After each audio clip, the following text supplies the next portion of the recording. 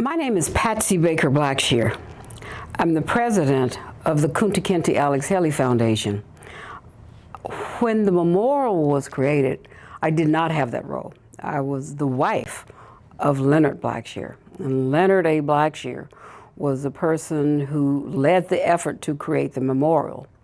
Before leading that effort, however, Leonard was the president of the board that created the Kunta Kinte Festival.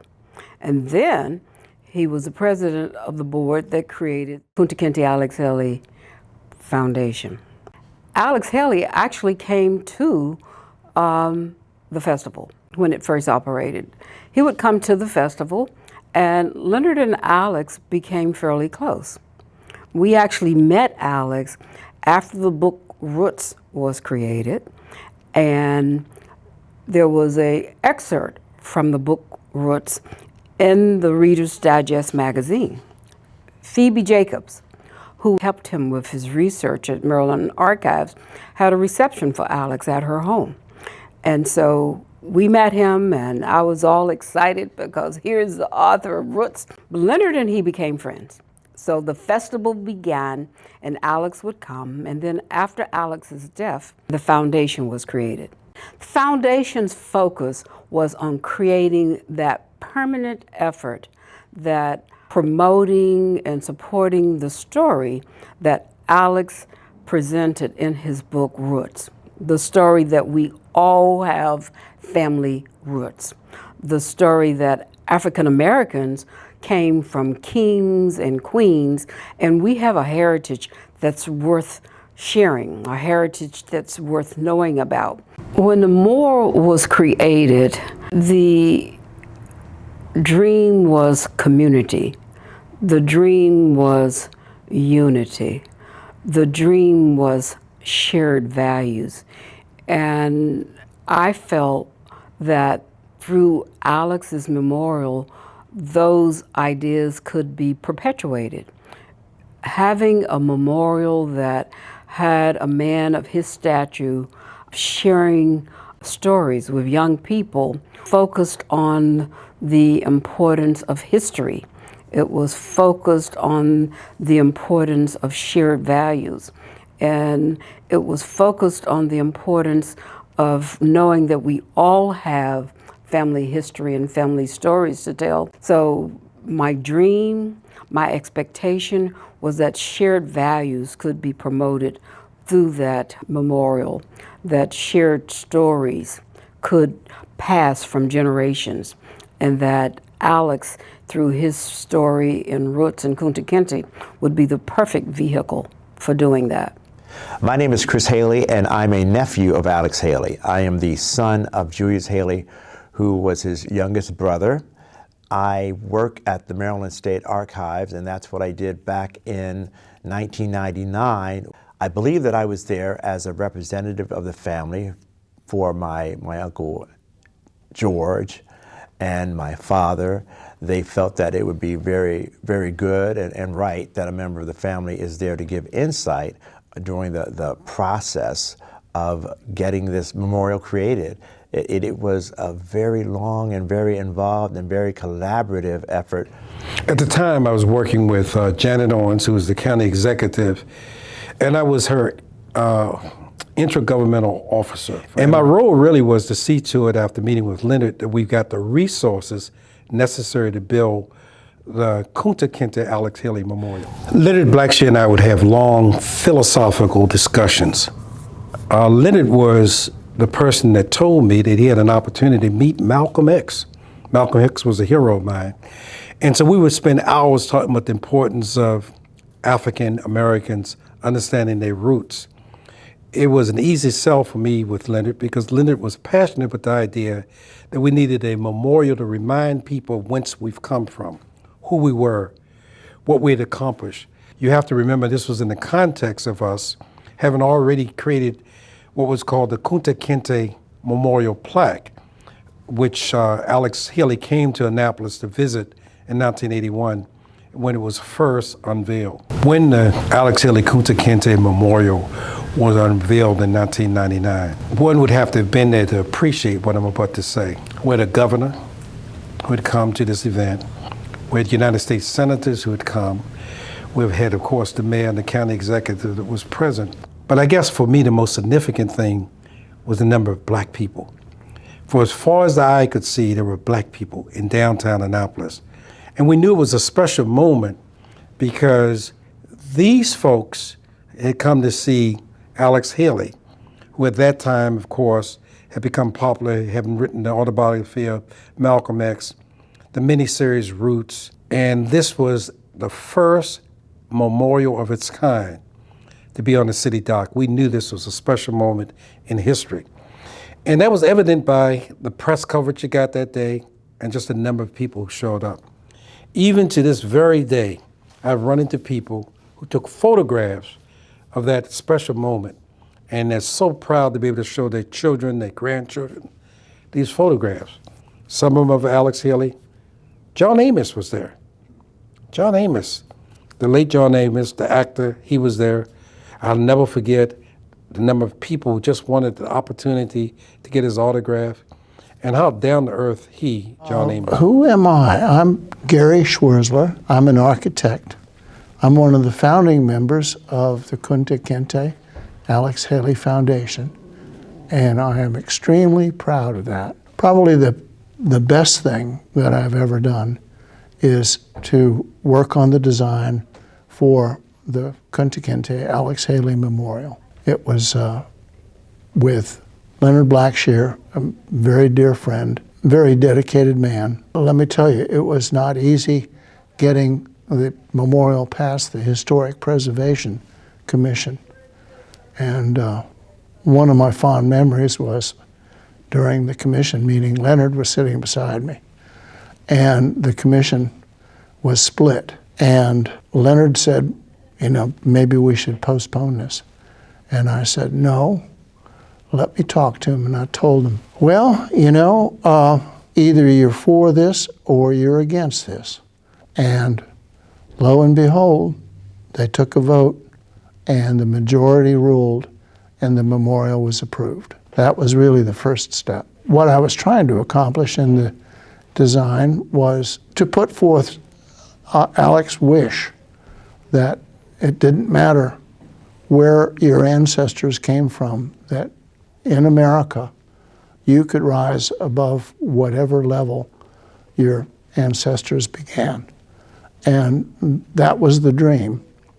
And the fact that the memorial had to be at the very head of the city dock, looking out to the water, was so important. The waters that come to city dock go to everywhere in the world, everywhere in the world. So once again, it didn't matter where you came from, what your status was when you arrived, that when you were in America, you had the opportunity to succeed. My name is Janet Owens, and I was the Anne Arundel County executive from 1998 until 2006. And I have to say, it was the privilege of my life. When Leonard Blackshear, who was a fierce, ferocious advocate for the memorial and the Kunta Kinte statue, every time he saw me, Janet, you must help fund this memorial. And back then there was some opposition to it, but the Arts Council of Anne Arundel County helped support this wonderful, what is today an iconic downtown Annapolis fixture. Well, first, I love Alex Haley's book, Roots, which this is based on, and the idea of all coming together and the image of him reading to children of all races was, I just thought, very powerful and would be long-lasting and for generations to come. I think people were absolutely stunned when that opened because it was so beautiful and it was perfectly located. Everybody was happy. People broke out with smiles. And it was cold, I remember that. And we were all freezing, but it didn't matter. It was such a happy moment. Wow, has it really been 25 years? My name is Judith Cabral, and I've been working behind the scenes in preparing, planning, supporting the development and ongoing care of the memorial since its early inception. So I've been around for a while. From the time of installation for Alex Haley, and I call him Mr. Alex when I'm referring to the statue instead of Alex Haley, done a job that's been well done.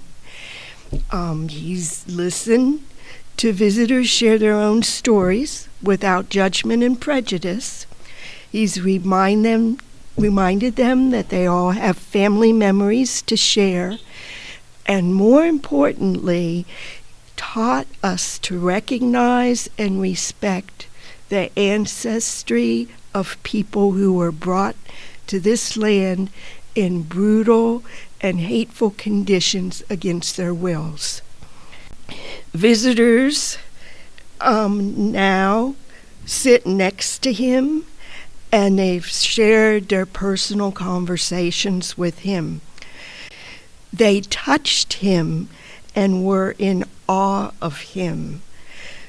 And they especially, for some reason, liked his eyeglasses, which protruded from him and were resting on top of his nose.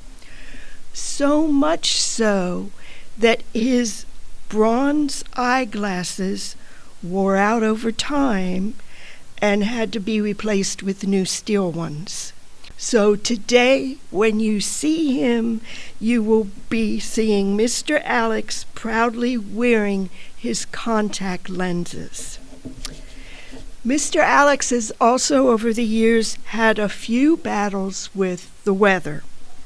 He has survived major snowstorms.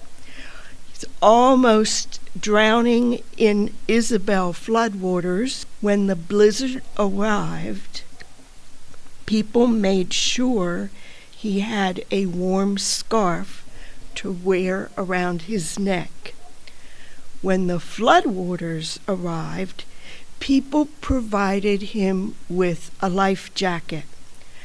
And when the blazing sun and pollutants damaged his skin, people came to clean him off and give him shiny coats of new wax. I can say unequivocally, the outcome far exceeded what I ever expected.